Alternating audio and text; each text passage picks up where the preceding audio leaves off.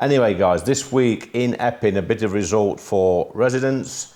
They managed to get the illegals removed from the hotel, the infamous hotel, over a change of use issue. They've not gone through the correct procedure. Nigel, is this a victory or just a short-term victory? Well, it's chaos for the government, so we'll have to see if any other councils follow on this.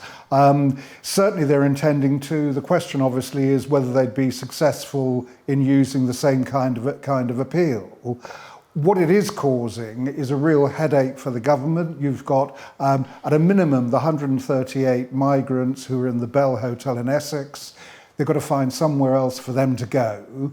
Obviously, if they move to a different hotel, people will object to that. So the question now for the government, especially if more and more communities decide to protest, if more and more courts decide to uphold these planning laws, what it is going to mean is the government is looking at trying to find places for thousands and thousands of migrants. Well, of course, I think Nigel's right there, Chloe, because if the final decision is left with the local council as to whether or not a hotel can house illegal migrants claiming to be asylum seekers, I cannot see many of these councils voting for this, can you?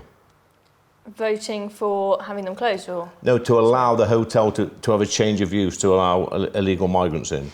I don't think councils are going to do that. I mean, the only way they've managed to have these hotels opened is by the Home Office forcing it on places, not consulting local communities, often not telling the local authorities or anybody whatsoever, because they know locals are going to say, absolutely not, we're not having it. And what has happened, this is a really, really turning point moment, is that the people of this country have said, we're not going to have it. You can't impose on us whatever we want. We are going to make our voices heard. And it has worked, quite frankly. And this is going to have a huge domino effect for the rest of the country. If it's the case that this hotel, they've said planning that says something is for a hotel is not appropriate for housing asylum seekers who are there permanently and it's closed to the public, that's going to apply to every single hotel across the country. And even Labour councils are, rebelling against Starmer and the Home Office by saying, we're going to have a go and have a legal battle as well. We've got Wirral, we've got Tamworth.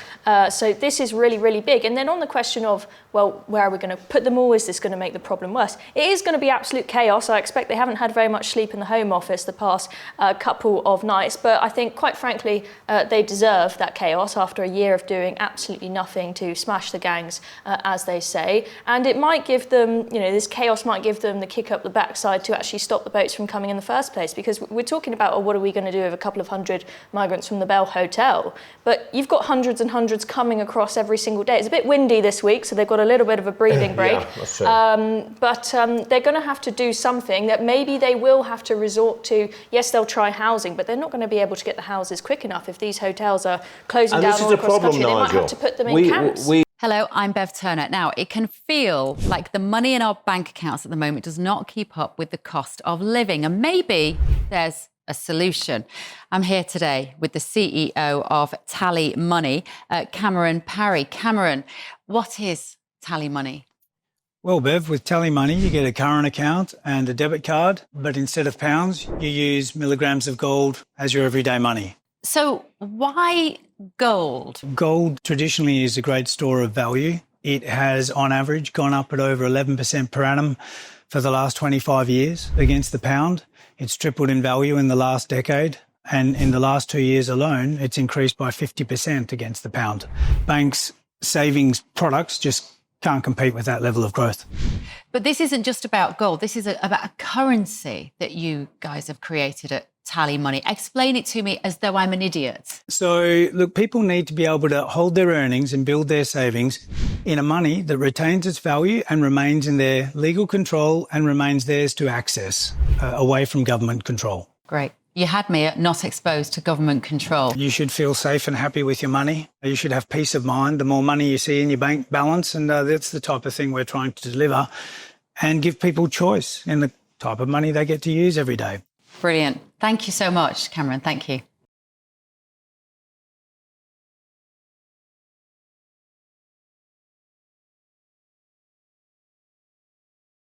We don't have hotels in Ashfield, so I'm a little bit lucky on this one. But what has happened in Ashfield, we've got quite a few HMOs, and these have been taken over by Serco. The landlord has then kicked out their usual tenants. We had one situation in Ashfield where a couple of nurses were living there. They've kicked these people out, got the double bubble rent from Serco, and put the illegal migrants in. It's going to create all sorts of issues, especially in Labour-controlled district councils. Yeah, I mean, the problem is exactly the same if you house them within the community and give them homes there. I mean, there are 720,000 empty homes in England, so you could repurpose those. But the problem there is that you've also got double the number of people on social housing waiting lists who are after those homes. So however you look at it, it's a real major problem. I think that the answer is going to be, at least in the short term, is if they can find military bases, they're looking at things like student accommodation. Those are possibilities, but those are only sort of sticking plasters. They still have to find. But Nigel, we shouldn't be finding them any accommodation, should we really? They shouldn't be in the first place. Well there's nothing you can do about stopping the boats. Yes, there is. There is, Nigel. We've had this conversation many, many times. We have. You turn them round. I tell you what, Nigel, how about if we detain them in secure camps, guarded by proper security, whether that's the armed forces or police or private security, whatever. I tell you what, these young men, if they knew they were going to be put into a camp, detained, not allowed to claim asylum, and then deported to a third country or their own country, they wouldn't bother getting on a boat in the first place. First of all, you can't. That's your solution. You can't detain them because you can't arrest them. You can.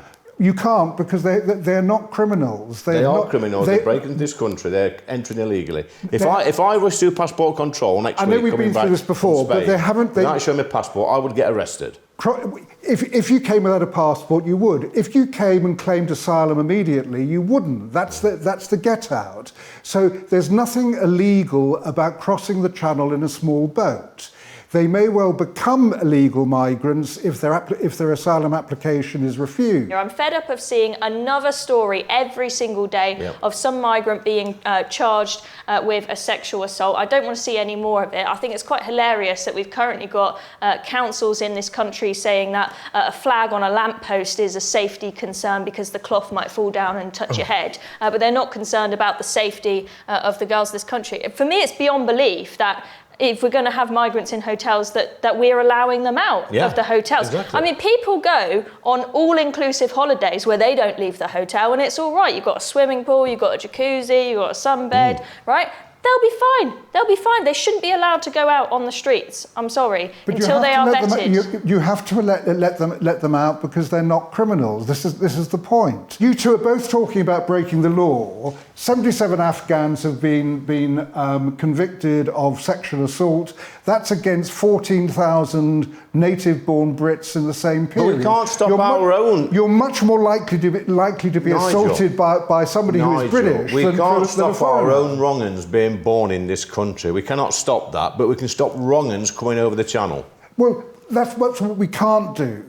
What we have to try and do is find a long-term solution. Come on, Chloe, get to stuck in here. So the one-in, one-out policy that Keir Starmer has introduced. It's not one-in, one-out, though. That apparently started 2 weeks ago, but we haven't had any updates to say 5,000 in, one out. Back to France. Well, the one-in-one policy he's introduced, the most important part of that is, for the first time, people will be considered for asylum from abroad.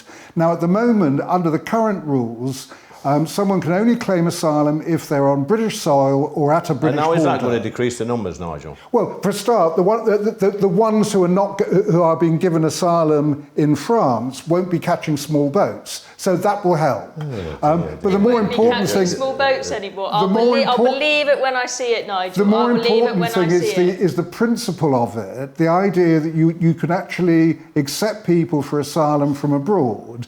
The next stage, which indeed Keir Starmer is trying to do, is see if we can find foreign processing. At the moment, we haven't found a country that's prepared to do it. He's tried Albania. Oh, yeah, Rwanda. Albania we did have Rwanda. Rwanda was never processing. Rwanda was simply deportation, and they would stay there. I'm talking about processing the asylum applications elsewhere.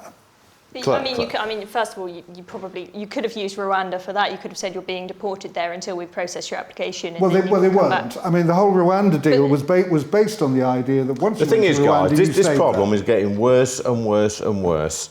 And I mean, I think the Tory party, it's a bit rich coming from them now, claiming some sort of moral victory over this hotel, when actually it was the Conservative government, and I was a backbencher at the time, who actually started the use of these hotels in the first place. And the excuse they used at the time was it was due to COVID. We had to keep all these young men isolated in these hotels. Of course, it was nothing to do with COVID. It was due to the fact they hadn't got a clue what to do, Chloe. Oh, they had no clue. I mean, I think the Tories, most of the time they were in power, just running around like headless chickens, and this was some sort of, last-minute panic, and we thought it was going to be short-term, and it's turned out to be actually quite long-term with the number of hotels. They got them down a little bit, but not really. Well, half. The hotel use has been halved.